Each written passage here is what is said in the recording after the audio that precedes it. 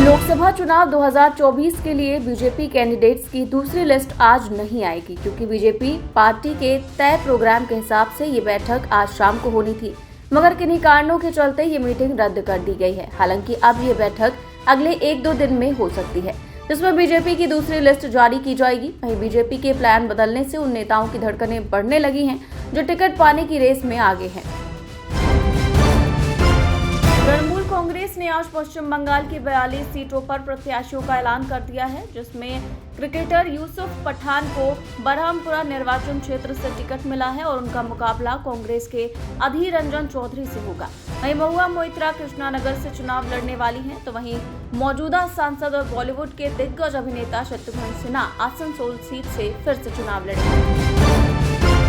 चुनाव आयुक्त अरुण गोयल ने बीते 9 मार्च को अपने पद से इस्तीफा देकर राजनीतिक गलियारों में हलचल बढ़ा दी है, क्योंकि उनका इस्तीफा ऐसे समय में आया है जब 2024 में होने वाले लोकसभा चुनाव के लिए तारीखों का ऐलान होना है। बता दें कि अरुण गोयल का कार्यकाल 2027 तक था। हालांकि राष्ट्रपति द्रौपदी मुर्मू ने उनका इस्तीफा स्वीकार कर लिया है। वहीं कांग्रेस ने अरुण गोयल के इस्तीफे को लेकर सवाल उठाते हुए कहा कि इस इस्तीफे पर केंद्र सरकार को जवाब देना चाहिए।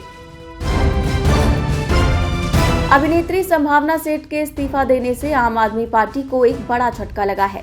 उन्होंने ट्विटर पर अपने इस्तीफे की जानकारी देते हुए लिखा कि अपने देश की सेवा करने के लिए बहुत उत्साह के साथ 1 साल पहले आप पार्टी में शामिल हुई थी, लेकिन कुछ ठीक न चलने के कारण मैं आधिकारिक तौर पर अब इस आप पार्टी से बाहर निकलने की घोषणा करती हूँ। लोकसभा चुनाव की तैयारियों में जुटी भारतीय जनता पार्टी विपक्षी दलों से काफी आगे निकल गई है। अभी लोकसभा चुनाव की तारीखों का ऐलान भी नहीं हुआ है और बीजेपी ने अपने चुनाव की जमीनी तैयारी का एक राउंड पूरा कर लिया है। सपा अध्यक्ष अखिलेश यादव ने पश्चिमी यूपी के रण में जयंत चौधरी से 2-2 हाथ करने की तैयारी कर ली है। बता दें कि गठबंधन का साथ छोड़ने के बाद से ही सपा अब जयंत चौधरी से बदला लेने के इंतजार में है। दरअसल लतेश बिधूड़ी ने आरएलडी छोड़कर सपा ज्वाइन कर ली है और सपा में शामिल होते ही बिधूड़ी को बागपत या फिर बिजनौर से लोकसभा चुनाव लड़ाने की पार्टी ने तैयारी भी शुरू कर दी है, जिसके जरिए अखिलेश यादव अब जयंत चौधरी की घेराबंदी करेंगे। महाराजगंज के नौतनवा सीट से पूर्व विधायक अमनमणि त्रिपाठी ने कांग्रेस का दामन थाम लिया है। बता दें कि कांग्रेस महासचिव और प्रदेश प्रभारी अविनाश पांडे ने उन्हें पार्टी की सदस्यता दिलाई। माना जा रहा है कि कांग्रेस उन्हें महाराजगंज सीट से चुनावी मैदान में उतार सकती है, क्योंकि सपा के साथ गठबंधन में ये सीट कांग्रेस के खाते में आई है। वहीं अमनमणि त्रिपाठी को पिछले साल बसपा ने पार्टी विरोधी गतिविधियों के आरोप में निष्कासित कर दिया था। बाबा साहेब भीमराव अंबेडकर के पोते यशवंत अंबेडकर ने महंगाई और बेरोजगारी समेत कई मुद्दों पर जहां भाजपा को घेरने की कोशिश की, तो वहीं बसपा सुप्रीमो मायावती की शिथिलता पर भी सवाल उठाने में कोई कसर नहीं छोड़ी।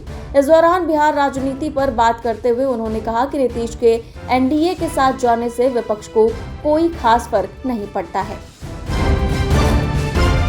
बिहार से लखनऊ के लिए वंदे भारत ट्रेन की शुरुआत 12 मार्च से होने वाली है। 12 मार्च को प्रधानमंत्री मोदी वंदे भारत एक्सप्रेस ट्रेन को हरी झंडी दिखाएंगे। इस योजना से बिहार के लोग पटना से लखनऊ का सफर वंदे भारत ट्रेन से 8 घंटे 45 मिनट में तय करेंगे।